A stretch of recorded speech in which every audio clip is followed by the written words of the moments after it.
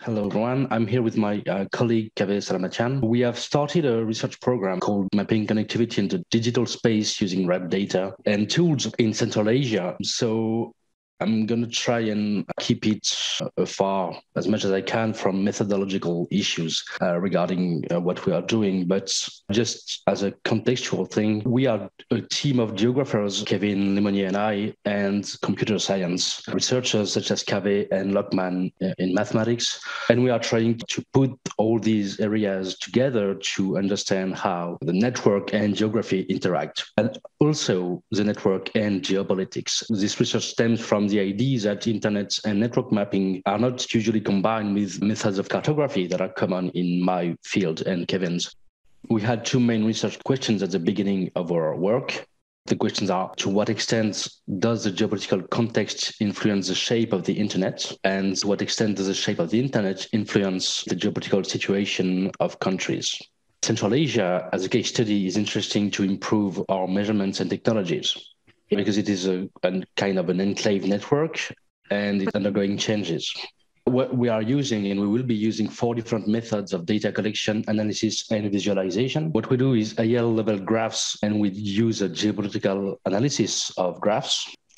We use latencies to map connectivity, and we use trace routes and geolocation to map the geography of the network. And finally, we'll be doing a fieldwork in Kyrgyzstan if COVID allows it. The first one is AS-level graph. What we do is use the data of AS path to reveal the existence of links between autonomous systems. And we infer the AS topology and we update it following the updates. We know that the inferred topology is not fully complete. However, we use different feeds of data, including RIPE routing information system. We take 1 hour to get an almost full AS graph of the whole world with about 70,000 autonomous systems. What we get is basically graphs like that. This is one of the post-Soviet countries. And our methodology consists in trying to uncover what are the geopolitical constraints that produce this graph. Here you have all the autonomous systems in the post-Soviet countries with the colors depending on the country.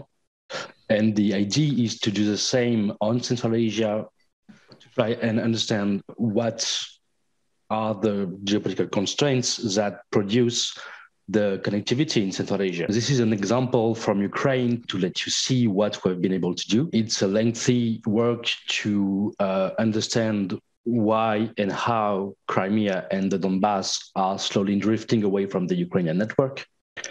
And for that, we use both usual sources of data from RIPE and WHOIS databases, as well as open source intelligence sources.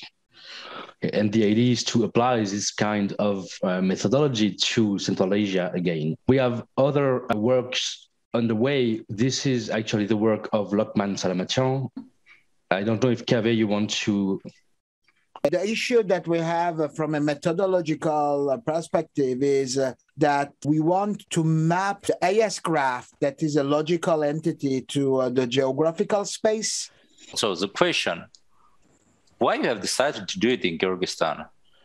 It was Kevin's and my decision, actually, because we think it will be the easiest place to do fieldwork. Some countries are cautious regarding research on the network, and we just want to be able to talk as much as possible with stakeholders on the field. So basically that was the main reason. Actually, can I add also one element to what Louis just said? In fact, the issue is that myself, I have been trying to make some contact with some other academic institution in the region.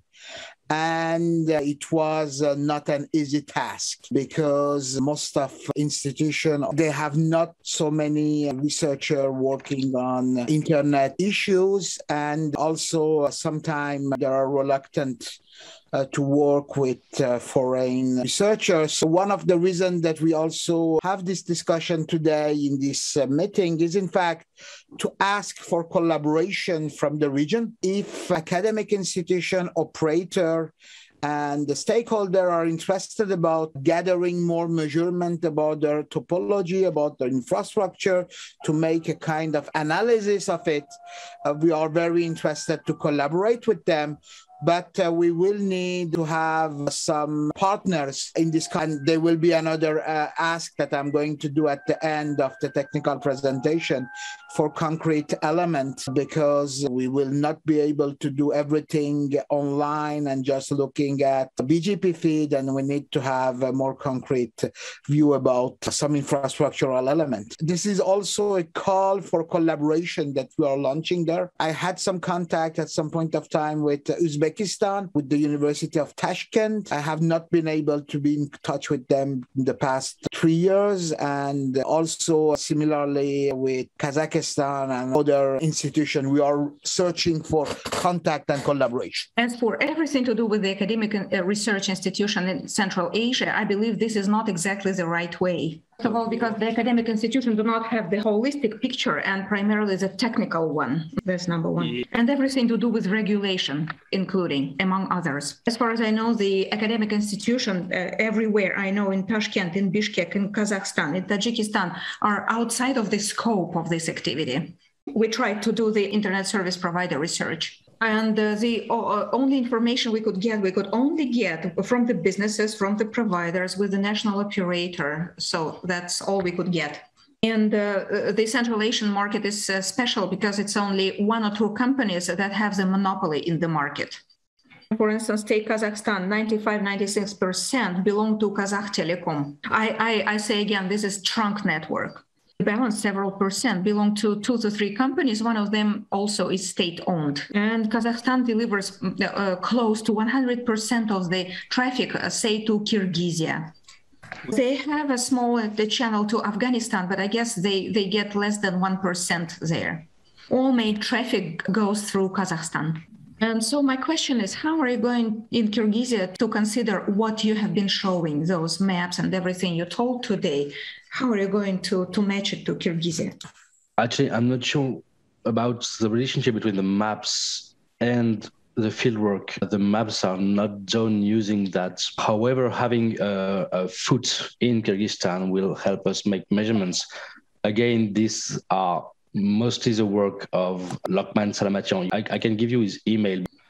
On the other hand, the idea also is to map the discrepancies between what we can see from outside of the country and what we may find inside, because you always have discrepancies between when you are inside the network and when you observe it from afar.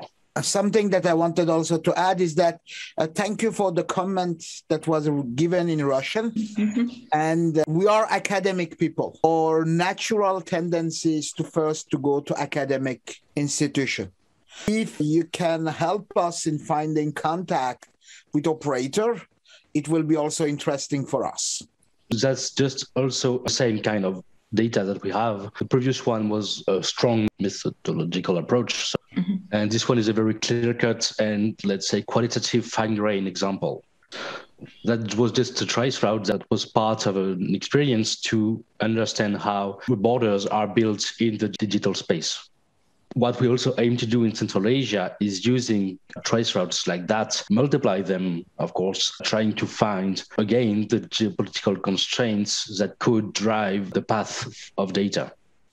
This map just shows how the Donbass border is being created as well in the digital space, because data from Dnipro will go to Moscow through Europe, even though there are more direct links that could be used. Also, one of the end goals of that is actually to generate ideas and methodologies to create a general framework to think about internet geography. This is also why we chose Central Asia, because it provides an interesting case as a small and more or less enclave network to develop what we are doing. In this case, fieldwork would help us to actually not only find data, but also to find what data is missing. And I guess that's it. I have a question myself. Where from have you taken this map? So this data for the map, is it the IT one or something else? No, this is a map that is the work is developing right now in Colombia. Thank you. I cannot see any direct channels that go from China direct through Russia to Europe and other cities. I cannot see them here. I do not see the Caspian hub that from Aktau goes to Baku and direct channel to Italy. No, this is not a complete map of cables. It's a work in progress aiming at uncovering the location of cables, including terrestrial cables. We'll follow that, but we are quite short in time, and let's go for the next presentation.